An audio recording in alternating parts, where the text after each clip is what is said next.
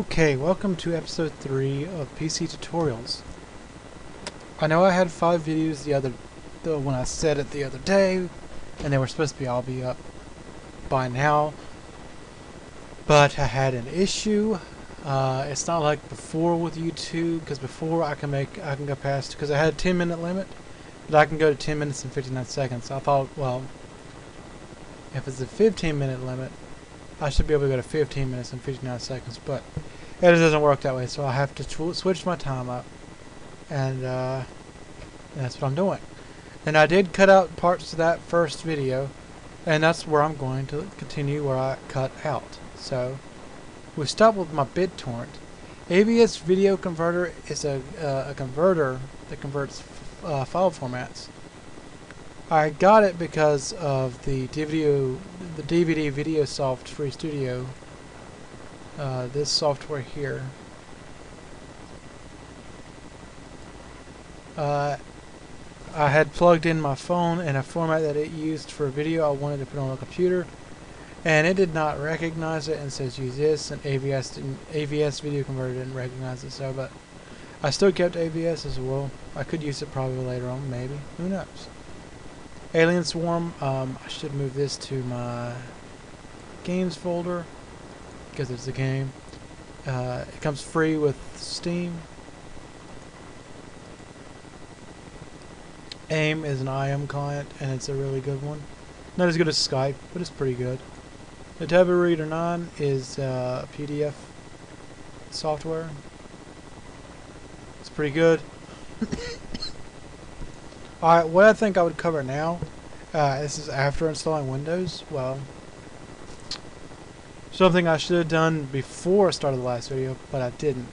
And I'm going to say it now. This is going to cover before even installing Windows. Alright, what I would do is take your hard drive, split it into 2 partitions. Alright, make one your local disk C, and make it at least 50 to 60 gigs. If you need more than that, then add up to at least 70 to 80. I wouldn't add any more than that. You really don't even need 80. Unless you're installing big programs. Just know what you're going to install in the future and know that, well, I'm going to need at least 30 gigs to install stuff. Then I will put at least 60 to 70 gigs onto that partition. Just put what you think you're going to use on it. You're not going to be using it for storage, so keep in mind that the more you put in here is the less you have for storage. Because this drive is for your OS only and installed programs only. It's just a simple way and an easy way, so you don't have to worry about backing up your files. So you can just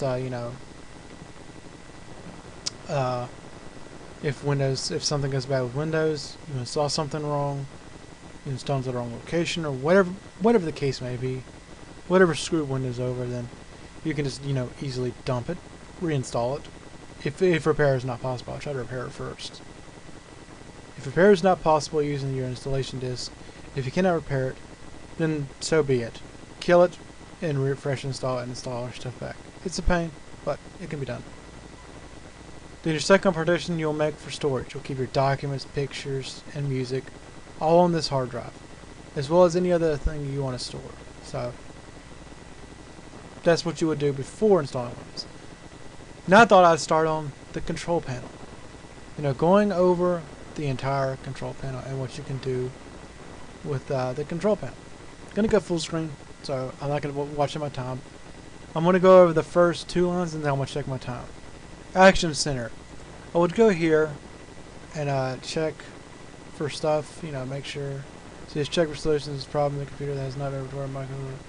I really don't care to do that. It's probably stuff that's not responding and I didn't send a message to Microsoft. I don't care. So you go here and make sure everything's monitored. You're going to turn off what you don't want to be monitored.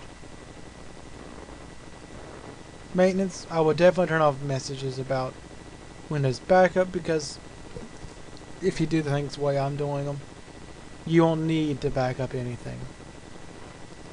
You'll just need to keep a check on your C drive. Make sure you move everything from your documents folder, such as save games, from my games, make sure you move these and stuff before dumping Windows. Make sure, otherwise you'll lose it. DVD video stuff, make sure you don't have nothing downloaded from whatever you use to download or whatever you use to convert or whatever. Make sure you don't have anything in here so you don't lose anything. Make sure you don't have no loose save games like Electronic Arts or Capcom or Square Enix. Okay? And if you use FrostWire, be sure to check your FrostWire folder, make sure you don't have any music left in there. And whatever else. Okay, that takes care of that. And that way you don't have to worry about using backup. We don't need. We use updates. Windows checks it automatically. Leave that on. And everything else just leave alone.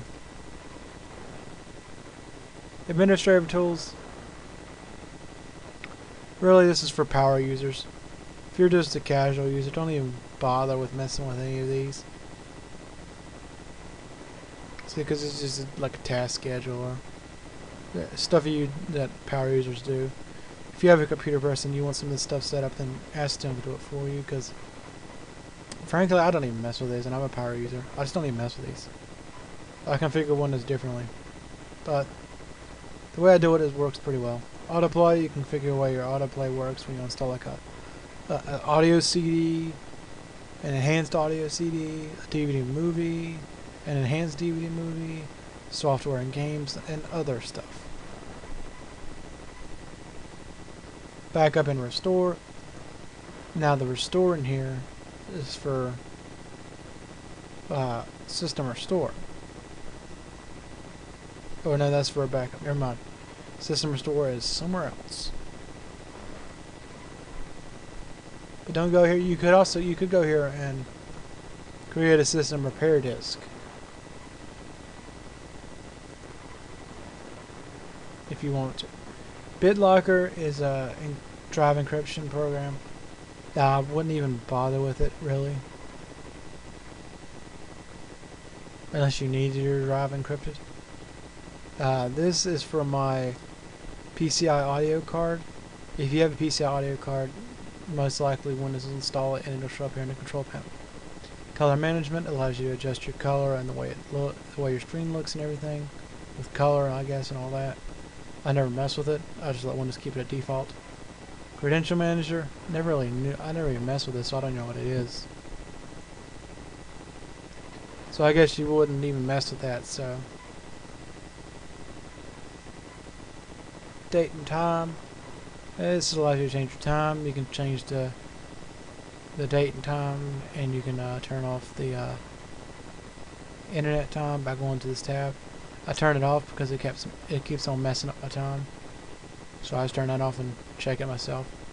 Default programs, you can go here and set default programs up, like default programs for MP3 files or default programs for AVI files and such like that.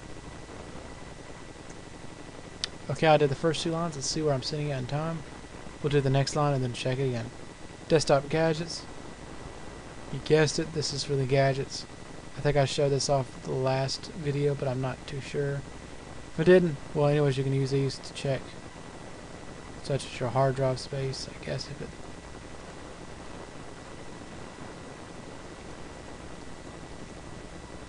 I guess it just froze up.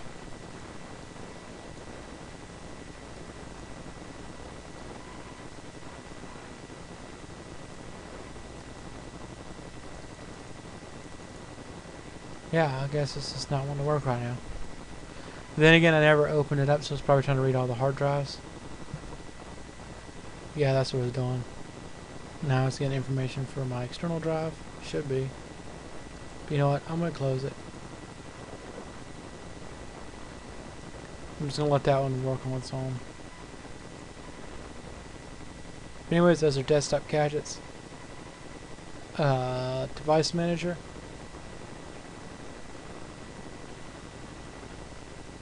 Shows information on all your devices. You could right click, scan for hardware changes if you added something new and it's not picking it up. Or you can scan for hardware changes if a driver went bad or a driver needs to be updated or whatever. Generally, Windows will find that out. And if the driver needs updated, it might show up here, it might not, I don't know.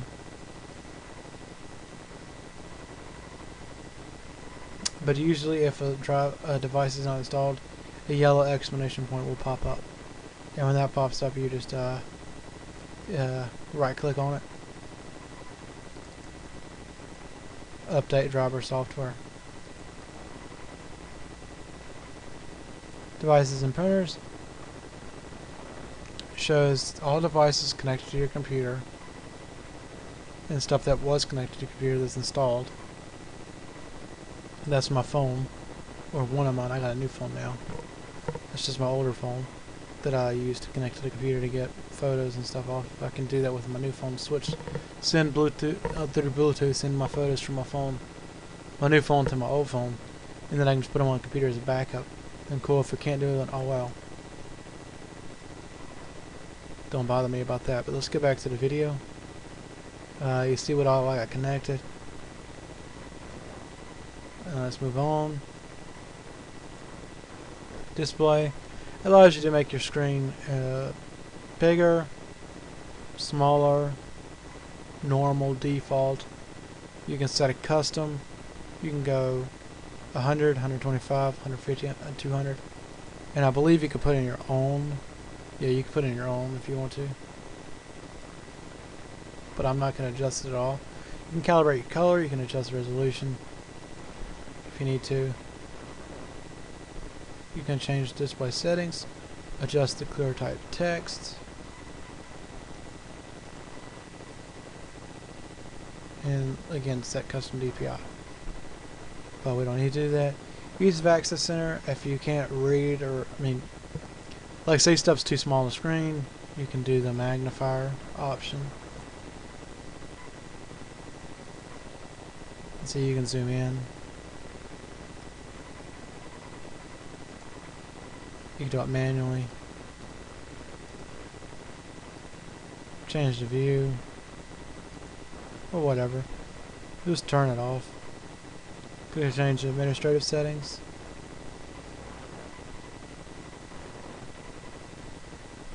And that's it for that line. And maybe I can do the next line, I don't know. Folder options allows you to change how the way your folders work, what you can view and whatever. The way search works, I guess. Yeah, the way search works. Go here and see what fonts are installed. Takes a little while to open. And so you can see all the fonts is installed. Gives you little adjustments and stuff over here. Like change font size, find a character, adjust clear type text, get more information online, and find font settings.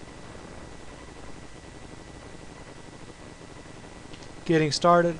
Really, this just opens up this, and you can see what you can do with getting started and things that Windows recommends that you do before starting, while getting started. But I'm going over that right now. Home group is just a network thing, like what the Mac has, and it's pretty nice, but I don't use it because I don't care to. Indexing options, you can change the way indexing works on your computer. Frankly, I just leave it on normal, and if you search for something in a new location and it asks you to add the index, just add it to the index, and that's it. So I'm gonna stop here, and I'll get more onto the control panel in the next video. So later.